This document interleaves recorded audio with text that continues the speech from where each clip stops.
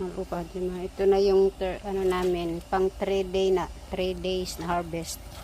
Yan, oh, super dami. Yan, hinuhugasan yan kasi maano. Yan, hinuhugasan ng asawa ko. Ayan. Super dami. Ayan. Katatapos lang.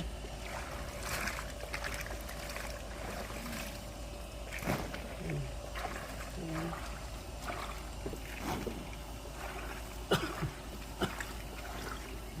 Super dami as in.